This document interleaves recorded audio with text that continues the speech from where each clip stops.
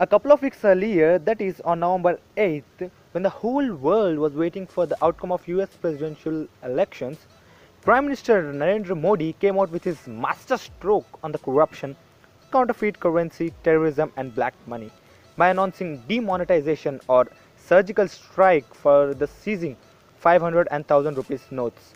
So, did this striking move make any difference on the economy? Well, let's find out. But before we do, my name is Jonathan, this is Technology King and let's get started.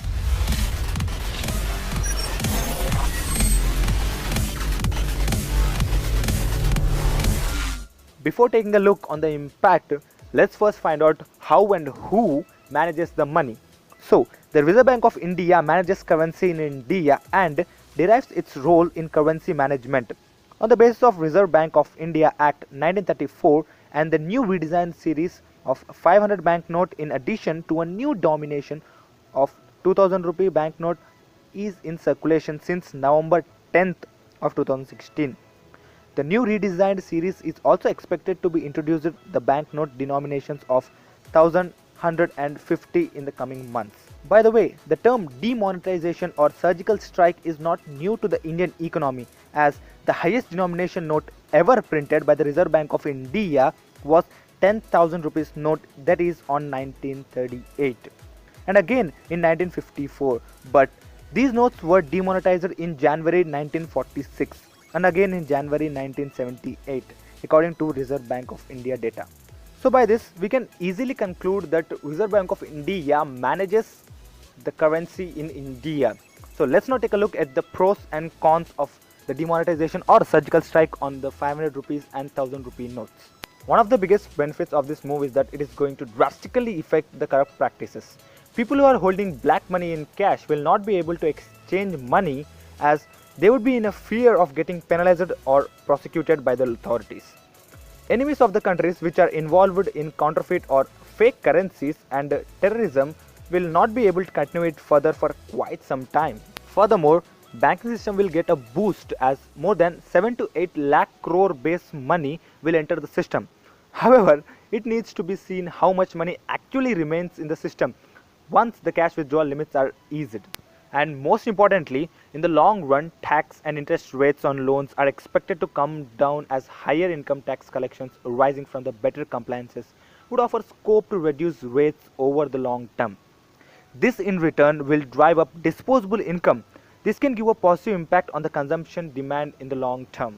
But all these benefits are something that we are going to experience in the very near future. What about the problems that we are facing today? Do we need to face them? And what are they actually? Let's see. The liquidity insolvency caused by the demonetization will be negative across sectors with high level of cash transactions such as real estate, jewelry retailing, restaurants, logistics, consumer durables and luxury brands as well.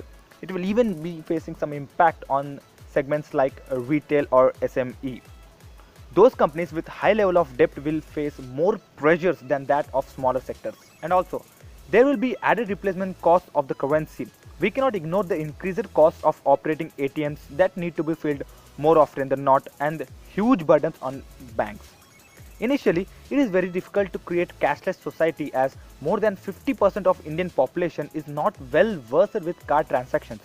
Also, for these initial months, it will be very difficult to make cash transaction for higher amount.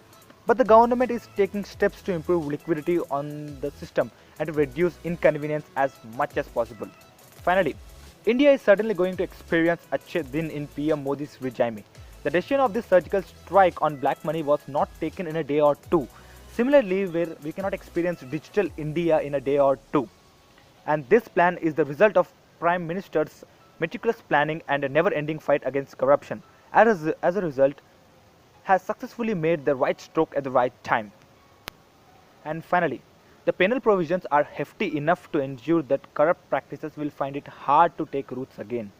Despite certain short-term troubles, demonetization is certainly going to give a boost to the Indian economy in the long run. As of now, all of us should stand and support this bold move of our Prime Minister and help those in need around us. So now that we know the cons and the pros of the demonetization or surgical strike on the 500 and 1000 rupee notes, which are approx 85% of the total economy. So what should we do? So for now, we should stand with the bold move that PM Modi has taken, and we should support it for further.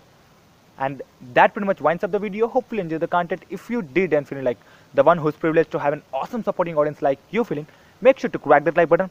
But if you thought this video sucked, give me a thumbs down. Let me know in the comments down below what you didn't like, so that I can keep up and come with a good one for the next time. But if you thought this video was good and you really appreciate it, go ahead and get subscribed. Until then, this has been your host Jonathan from Technology King, reminding you to check out my previous video, for which the links can be found below. Until then, thanks for watching.